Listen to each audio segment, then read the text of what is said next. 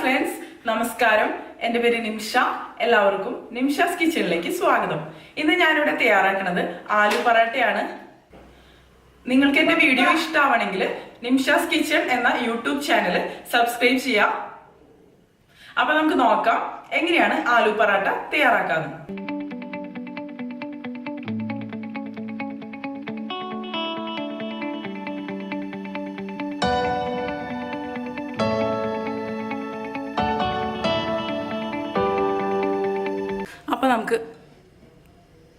അപ്പോൾ നമുക്ക് ആലു പറാത്ത തയ്യാറാക്കാൻ തുടങ്ങാം.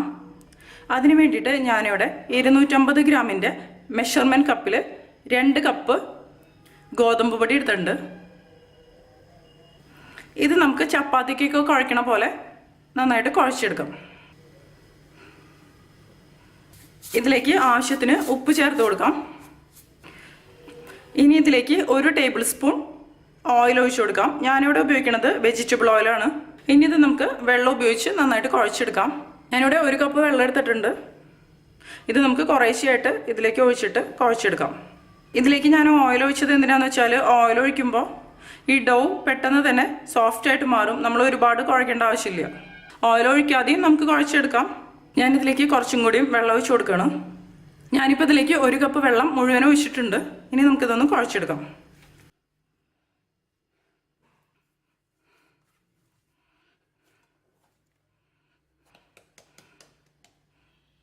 ഡോ റെഡി ആയിട്ടുണ്ട്. ഇതാണ് കറക്റ്റ് കൺസിസ്റ്റൻസി. സാധാരണ ചപ്പാത്തിക്കൊക്കെ കുഴക്കണ പോലെ. ഇത് കുഴച്ചെടുക്കുമ്പോൾ വെള്ളം കൂടിപ്പോയാലും ആലു പറാത്ത കറക്റ്റായിട്ട് കിട്ടില്ല, പൊട്ടിപ്പോവും. ഇനി ഇത് നമുക്ക് ഒരു 20-25 മിനിറ്റ് റെസ്റ്റ് ചെയ്യാൻ വയ്ക്കാം. അടച്ചു വയ്ക്കാം, അല്ലെങ്കിൽ പെട്ടെന്ന് ഡ്രൈ ആയി പോവും. നമുക്കിതിൻ്റെ ഫില്ലിങ്ങിന് വേണ്ടിയിട്ട് സവാള ചെറുതായിട്ടൊന്ന് കട്ട് ചെയ്തെടുക്കാം.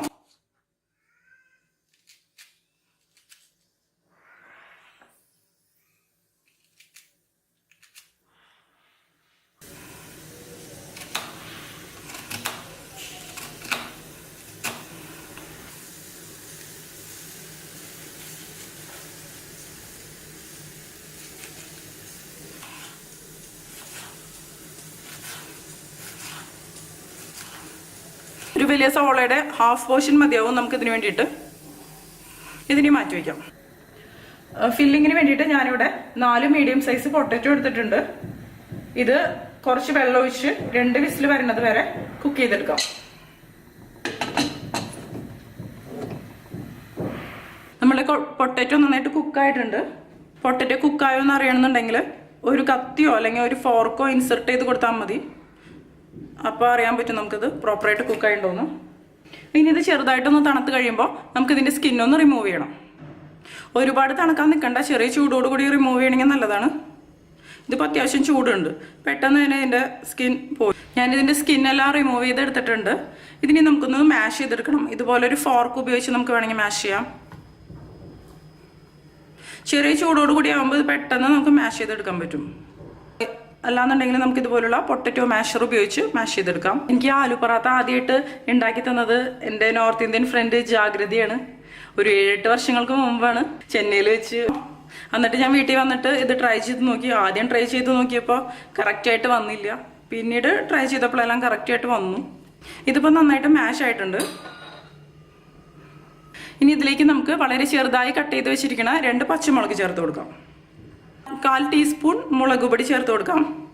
പിന്നെ എരിവൊക്കെ നിങ്ങളുടെ ഇഷ്ടത്തിനനുസരിച്ച് കൂട്ടുകയോ കുറയ്ക്കുകയോ ചെയ്യാം. 1 ടീസ്പൂൺ മല്ലിപ്പൊടി ഇതിലേക്ക് ചേർത്ത് കൊടുക്കാം. ഇനി ഇതിലേക്ക് ആഡ് ചെയ്യേണ്ടത് 1/2 ടീസ്പൂൺ ആംചൂർ പൗഡറാണ്. ഇത് ഡ്രൈ മാംഗോ പൗഡറാണ്. ഇതും ഇതിലേക്ക് ചേർത്ത് കൊടുക്കാം. ഇത് ചേർക്കുമ്പോൾ ഇതിന് നല്ലൊരു പുളിരസം വരും. 1 ടീസ്പൂൺ ഇഞ്ചി ഇട്ട് കൊടുക്കാം. ഞാനിവിടെ ഗ്രേറ്റ് ചെയ്തിട്ടാണ് ഇഞ്ചി എടുത്തിരിക്കുന്നത്. നിങ്ങൾക്ക് ചെറിയ കഷ്ണങ്ങളായിട്ട് കട്ട് ചെയ്തിട്ടും ഇതിലേക്ക് ചേർക്കാം. ഇഞ്ചി ചെറുതായിട്ട് കട്ട് ചെയ്തിടുമ്പോൾ അത് കടിക്കുമ്പോൾ കുട്ടികൾക്കൊന്നും ഇഷ്ടമില്ലാത്ത കാരണമാണ് ഞാനിപ്പോൾ ഇങ്ങനെ ഗ്രേറ്റ് ചെയ്തിടുന്നത്. 1/2 ടീസ്പൂൺ ഗരം മസാല ഇതിലേക്ക് ഇട്ട് കൊടുക്കാം. 2 ടേബിൾ സ്പൂൺ മല്ലിയില ചേർത്ത് കൊടുക്കാം. മല്ലിയിലയുടെ ടേസ്റ്റ് ഇഷ്ടമില്ലെങ്കിൽ ചേർക്കേണ്ട ആവശ്യമില്ല. നമ്മൾ നോർത്ത് ഇന്ത്യൻ ഡിഷസ് ഒക്കെ ഉണ്ടാക്കുമ്പോൾ മല്ലിയില ചേർത്താൽ എക്സ്ട്രാ ഒരു ഫ്ലേവർ എൻഹാൻസ് ചെയ്യും. പക്ഷെ ഒരുപാട് പേര് മല്ലിയില ഇഷ്ടമില്ലാത്തവരുണ്ട്. ഇതിലേക്ക് നമുക്കിനി ആവശ്യത്തിന് ഉപ്പ് ചേർത്ത് കൊടുക്കാം. കട്ട് ചെയ്ത് വെച്ചിരിക്കുന്ന സവോള ചേർത്ത് കൊടുക്കാം. ഇതെല്ലാം കൂടി നമുക്കിനി കൈ വെച്ച് നന്നായിട്ട് മിക്സ് ചെയ്തെടുക്കാം.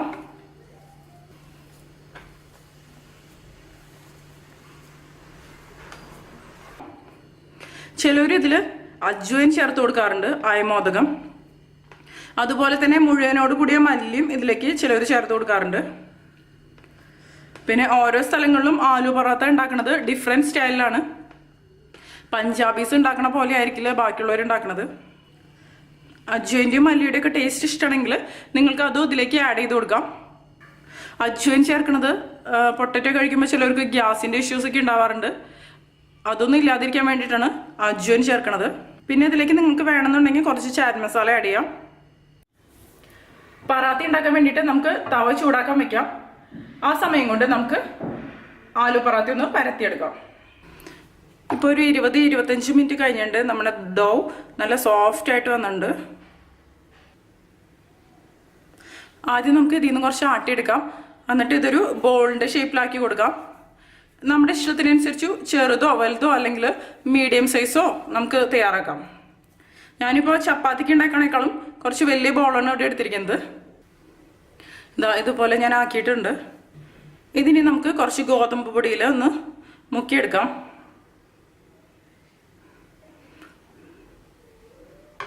ഇനി നമുക്കൊന്ന് പരത്തിയെടുക്കാം.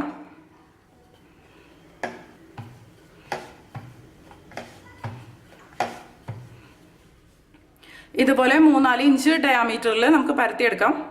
അതിനുശേഷം ഇതിലേക്ക് ഞാൻ 1 ടേബിൾ സ്പൂൺ ആലുവിൻ്റെ മിക്സ് വെച്ച് കൊടുക്കണം. ഈ ഫില്ലിംഗ് കൂടിപ്പോയാലും ഇത് നമുക്ക് കറക്റ്റായിട്ട് പരത്തിയെടുക്കാൻ പറ്റില്ല.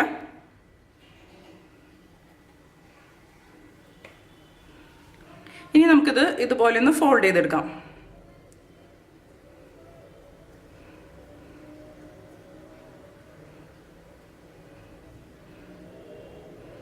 കണ്ടില്ലേ? എന്നിട്ട് ഇതൊന്ന് നമുക്ക് ക്ലോസ് ചെയ്തെടുക്കാം.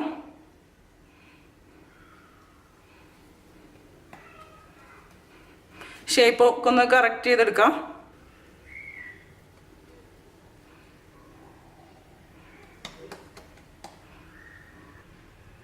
ഇനി ഇതിൻ്റെ മുകളിലൊന്ന് ആട്ടൊന്ന് കവർ ചെയ്തിട്ട് നമുക്കിതൊന്ന് പരത്തിയെടുക്കാം. നമ്മൾ ക്ലോസ് ചെയ്ത ഭാഗം ബാക്ക് സൈഡിലേക്ക് വെച്ചിട്ട് നമുക്കിതൊന്ന് പരത്തിയെടുക്കാം. പരത്തിയെടുക്കുമ്പോൾ ഫില്ലിംഗ് പുറത്തേക്ക് വരാതെ ശ്രദ്ധിച്ച് പരത്തിയെടുക്കുക. എല്ലാ ഭാഗവും ഒരുപോലെ തിക്നെസ് ആവാൻ ശ്രദ്ധിക്കുക.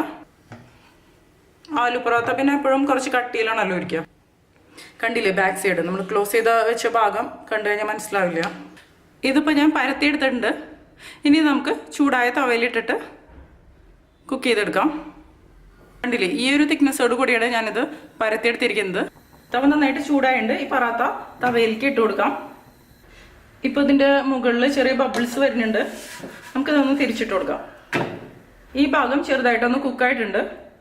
ഇതിൻ്റെ മുകളിലോട്ട് ഞാൻ കുറച്ച് ഓയിൽ ഒഴിച്ചു കൊടുക്കുകയാണ്.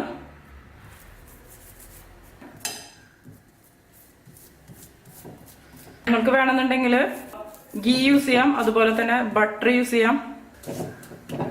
ഇതൊന്ന് തിരിച്ചിട്ട് കൊടുക്കാം. നമുക്ക് ഈ സൈഡിലും ഇതുപോലെ തന്നെ ഓയിൽ അപ്ലൈ ചെയ്ത് കൊടുക്കാം.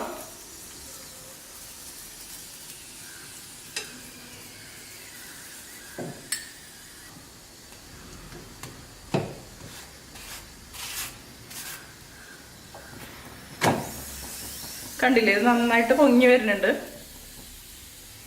ഇതാണ് നല്ല പെർഫെക്റ്റ് ആലു പറാത്ത. ഫുൽക്ക പോലെ ആയിട്ടുണ്ട്. ഇങ്ങനെ പൊങ്ങി വന്നില്ലെങ്കിലും കുഴപ്പമൊന്നുമില്ല. ഇത് കുക്കായപ്പോൾ നല്ലൊരു മണം വരുന്നുണ്ട് ഇവിടെ. ഇതൊന്ന് തിരിച്ചു മറിച്ചിട്ട് കുക്ക് ചെയ്ത് കൊടുക്കാം. ഇതിപ്പോൾ റെഡി ആയിട്ടുണ്ട്. ഇതുപോലെ നമുക്ക് എല്ലാ ആലു പറാത്തയും ഉണ്ടാക്കിയെടുക്കാം. ഇത് കുട്ടികൾക്കൊക്കെ ടിഫിൻ ബോക്സിൽ കൊടുത്തേക്കാൻ പറ്റിയ നല്ലൊരു ഐറ്റമാണ്. ഈ ഒരു അളവ് ഉപയോഗിച്ചിട്ട് ഞാൻ ഒരു മീഡിയം സൈസിലുള്ള 6 ആലു പറാത്ത ഉണ്ടാക്കിയെടുത്തിട്ടുണ്ട്. അപ്പം നമ്മളുടെ ആലു പറാത്ത റെഡി ആയിട്ടുണ്ട്.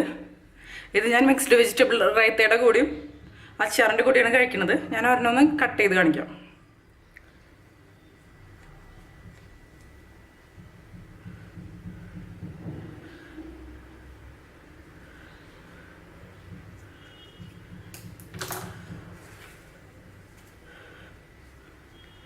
ഉൾഭാഗം ഇതുപോലെയാണ് വന്നിരിക്കുന്നത്.